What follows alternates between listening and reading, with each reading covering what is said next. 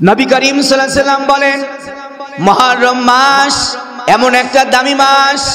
ক্বালা রাসূলুল্লাহ সাল্লাল্লাহু আলাইহি ওয়াসাল্লাম, আফজালুস সিয়াম বাদা রমাজান শাহরুল্লাহি মুহররম। আল্লাহ নবী ডাক দেয়, মুহররম মাসটা এটা মানুষের মাস নাই, শাহরুল্লাহি মুহররম এটা হলো আল্লাহর মাস। জোরে কোন কার মাস? আল্লাহ নবী ডাক দেয়, রমজান মাসের পর কেউ যদি মুহররম মাসের 9, 10 অথবা 10, 11 এই রোজা যদি কেউ রাখে, বাদাল্লাযী সানাতাহু ওয়া বাদাল্লাযী ক্বাবলাহু গুফিরা লাহু মা তাকদ্দামা মিন যামবিহি। আল্লাহ নবী ডাক দেয়, মাত্র 2টা রোজা রাখার কারণে দয়াময় আল্লাহ ওই ব্যক্তির জীবনের 1 বছরের গুনাহ আল্লাহ পাক মাফ করে দিবেন।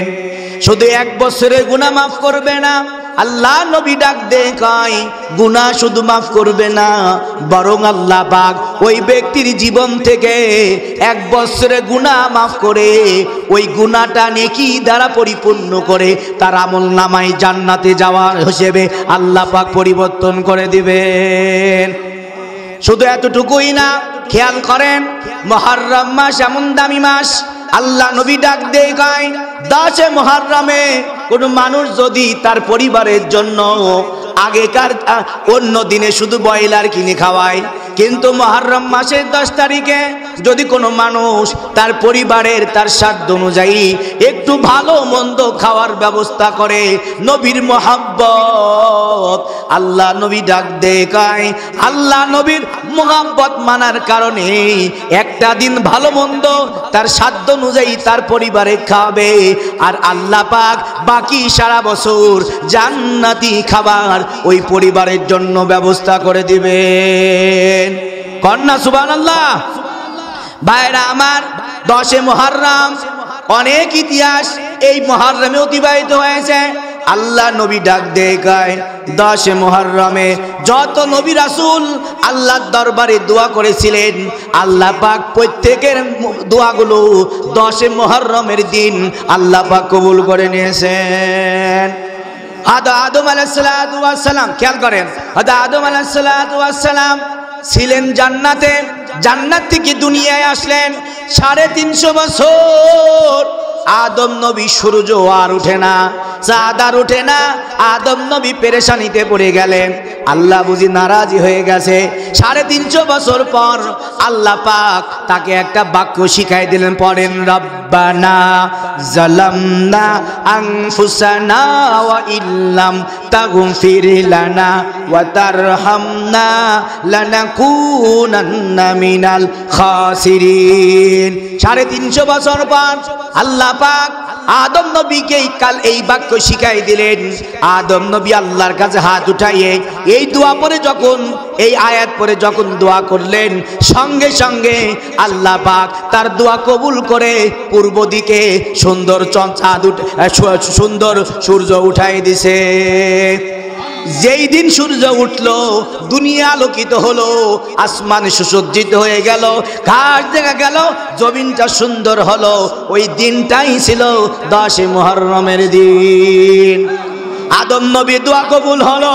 এতটুকুই না, মূসা নবীকে আল্লাহ পাক দুনিয়ায় অনেক মুজিজা দান করেছিলেন, কিন্তু মূসা নবী ডাক দেয়, আল্লাহ গো, অডিও ভাবে তোমার সাথে কথা কই, জিব্রাইল এসে তোমার কথা পৌঁছায় দেয়, মন ভালো লাগে না, একটু তোমার সাথে সরাসরি কথা বলবো। আল্লাহ কয়, আবদার যেহেতু করছো, আবদার কবুল করে নিলাম। সুবহানাল্লাহ।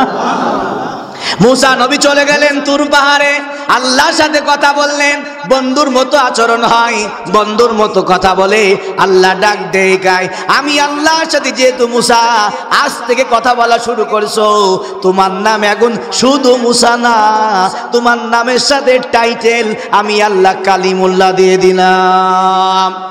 ওই যেই দিন আল্লাহর সাথে মূসা নবীর অডিও কলে সরাসরি কথা হয়, ওই দিনটাই ছিল 10 মুহররমের দিন। কন্যা সুবহানাল্লাহ। মূসা নবীর দোয়া আল্লাহ কবুল করলেন। আমাদের জাতির পিতা ইব্রাহিম হুয়া সাম্মাকুমুল মুসলিমিন। ইব্রাহিম নবী যখন নমরুদকে বলল, নমরুদ এক আল্লাহকে বিশ্বাস করো আর আমাকে নবী হিসেবে মানো, নমরুদ ডাক দেয় গাই আমি খোদা, তোমাকে মানার সময় নাই। ইব্রাহিম ডাক দেয় গাই তুই কখনো খোদা হতে পারিস না, খোদা একজন যিনি জন্ম দেয় মৃত্যু দেয় আর সূর্য উঠায় সূর্য ডুবায়, তিনি আমার রব আল্লাহ। নমরুদের মাথা গরম হয়ে গেল, এই মাটি খনন কর, আগুনের ফুলকি ঢেলে দে, সমস্ত কাঠ জ্বালায় দে। কাপা আগুনের উত্তাপ্ত এত পরিমাণ হলো, উড়ন্ত পাখি ডুবে ডুবে ইব্রাহিম নমরুদের কঙ্গারের মধ্যে পড়া শুরু হলো। এবার ইব্রাহিম নবীকে ফেলে দেয়া হলো। আল্লাহ তাআলা ফেরেশতাদেরকে ডাক দিলেন, যাও বাতাসের ফেরেশতা যাও, আগুনের ফেরেশতা যাও, ইব্রাহিমকে বলো তোমার সাহায্য লাগবে কিনা। ইব্রাহিম ডাক দেয় গায় তোমাদের সাহায্য লাগবে না, বরং আল্লাহ যে আগুন নমরুদ যে আগুনের মধ্যে আমাকে ফেলাবে, ওই আগুনের আল্লাহ স্বয়ং আমাকে বাঁচাই দিবে। আল্লাহ তাআলা ইব্রাহিম নবী আল্লাহর উপর ভরসা করলেন, আল্লাহর কাছে সাহায্য চাইলেন, আল্লাহর কাছে দোয়া করলেন। আল্লাহ পাক ওই আরশে আজিম থেকে ডাক দিলেন, কুলনা ইয়া নারকুনি বারদাও ওয়া সালামান আলা ইব্রাহিম। সঙ্গে সঙ্গে নমরুদের এই জ্বলন্ত আগুন ইব্রাহিম নবীর জন্য আল্লাহ পাক জান্নাতের বাগান বানায় দিলেন। जन्नत मिलेगी जाएगी चाहत रसूल की, चाहत रसूल की, क्यों कर न मेरी दिल में हो उन पर रसूल की, उन पर रसूल की। जन्नत मिलेगी जाएगी, जन्नत मिलेगी जाएगी चाहत मोहम्मद की, चाहत रसूलों की। जोरे बोला जाबे ना या रसूल अल्लाह।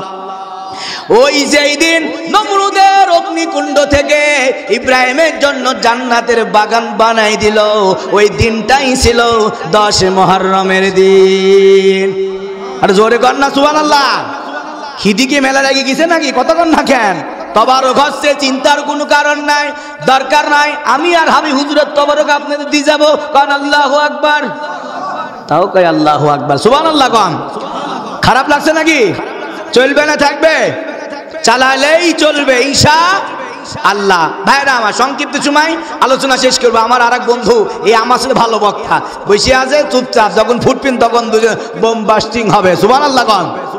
ভাইরা আমার, 10 মুহররম আল্লাহ নবী ডাক দিয়ে গায়, এই খেয়াল করেন, আল্লাহ নবী ডাক দিয়ে গায় 10 মুহররম সবচাইতে মুসলমানের জন্য দুঃখের বিষয় হলো হুসাইনের কল্লা আলাদা করে শহীদের মর্যাদা আল্লাহ পাক তাকে দান করেছিলেন।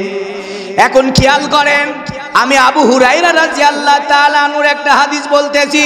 আর আবি হুরায়রা রাদিয়াল্লাহু তাআলা আনহু খরাজা রাসূলুল্লাহ সাল্লাল্লাহু আলাইহি ওয়াসাল্লাম মাহু হাসান ওয়াল হুসাইন।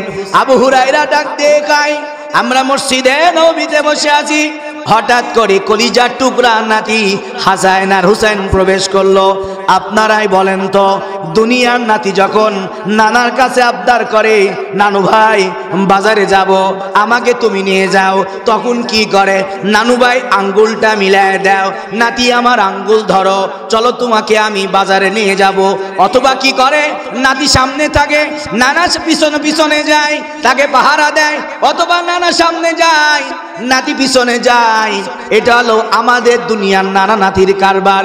কিন্তু মুহাম্মাদুর রাসূলুল্লাহ সাল্লাল্লাহু, আবু হুরায়রা ডাক দিয়ে কয়, মুহাম্মাদুর রাসূলুল্লাহ তিনিও ছিলেন নানা। দুনিয়ার সমস্ত নানা নাতির মহব্বত যদি এক দাড়ি পাল্লায় দেয়া হয়, মুহাম্মদের মতো এইরকম নানাই জমিনে খুঁজে পাওয়া যাবে না। আবু হুরায়রা ডাক দিয়ে কয়, নতুন বয়ান আজকে শুনে যান। আবু হুরায়রা রাদিয়াল্লাহু তাআলা আনহু বলেন, আমরা বসে আছি, হুসাইন আর হাসান দুইজন মসজিদে নববীতে আসলেন। আল্লাহর নবী আমাদেরকে কোরআন পড়ে শোনায় দিয়েছিলেন। হঠাৎ করে আল্লাহর নবী বয়ান বন্ধ করে দিলেন। এরপরে আবদার করলো, নানু ভাই, আমরা হাসান আর হুসাইন, আমাদের কি চিনা? নবীজি ডাক দিয়ে গায়, তোমাকে খালি আমি কেন চিনবো, বরং সমস্ত ফেরেশতারা তোমাকে সম্মান দেয়। হাসান আর হুসাইন রাদিয়াল্লাহু তাআলা আনহু তখন আল্লাহর নবীর কাছে আসলেন।